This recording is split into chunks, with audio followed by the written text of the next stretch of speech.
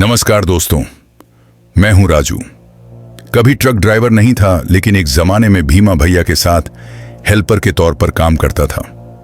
जिंदगी में बहुत सफर किए, बहुत रास्तों से गुजरा, लेकिन एक रात आई जिसने सब कुछ बदल दिया।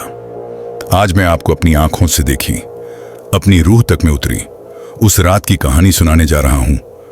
एक सुनसान जंगल, श्मशान वाली सड़क और एक रहस्यमयी औरत जो सिर्फ इतना कहती है, श्मशान तक छोड़ दो।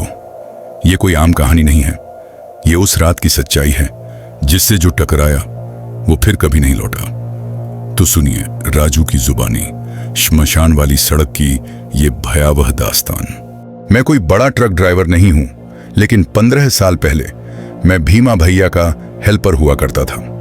उस रात की बात आज भी मेरे रोंगटे खड़े कर देती है। हम एक लंबा ट्रिप लेकर निकले थे। रात के करीब 1:45 बज रहे थे जब हम एक सुनसान जंगल से गुजर रहे थे। सड़क बिल्कुल खाली थी, चारों ओर अंधेरा और पेड़ों की टहनियां हवा में सरसराती थीं। भीमा भैया ने बीड़ी सुलगाई और बोले, राजू, ये जो रास्ता है ना, इसे लोग श्मशान वाली सड़क कहते हैं। यहां कुछ तो है। मैंने हंसते हुए कहा, क्या भूत प्रेत की बातें कर रहे हैं भैया? भैया ने कुछ नहीं कहा, बस मुस्कुरा दिए, लेकिन उनकी आंखों में डर था। तभी सामने एक औरत दिखी, सफेद साड़ी में, बिखरे बाल और उसके पैर उल्टे थे। मैंने चिल्लाया, भैया ब्रेक मारो। ट्रक जोर से रुका, हम दोनों नीचे उतरे। वो औरत हमारे सामने खड़ी थी। ठंडी हवा चल रही थी और उसका चेहरा बिल्कुल भावहीन था। वो धीरे से बोली, मुझे श्मशान तक छोड़ दो। हम दोनों वहीं खड़े रह गए। उसके चेहरे पर जले हुए निशान थे, आंखें बिल्कुल सुनी, जैसे दर्द की सारी कहानियां उनमें कैद हों। वो बिना कुछ बोले ट्रक के पीछे चढ़ गई। सुबह हम एक गांव पहुंचे और चाय की दुकान पर बैठे। वहां एक बूढ़े आदमी को जब ये सब बताया तो उसने जो कहा वो सुनकर हमारे होश उड़ गए। उसने कहा, बेटा, 10 साल पहले उस मंदिर के पास एक औरत को जिंदा जला दिया गया था।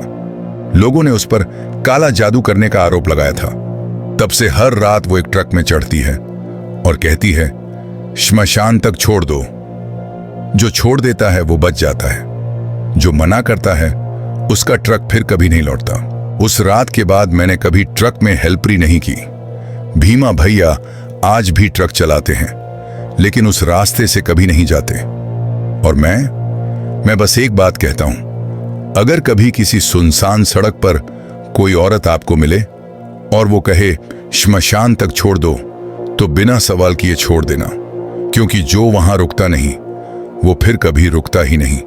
मैं था राजू, एक ट्रक हेल्पर, और ये थी मेरी सच्ची दास्तान।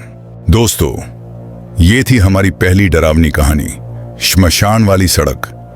अगर कहानी ने आपके रोंगटे खड़े कर दिए हों तो लाइक, शेयर और सब्सक्राइब करना ना भूलिएगा, क्योंकि मैं राजू फिर लौटूंगा एक और सच्ची डरावनी दास्तान लेकर। तब तक अंधेरे से बचकर रहिए और अकेले सफर मत कीजिए।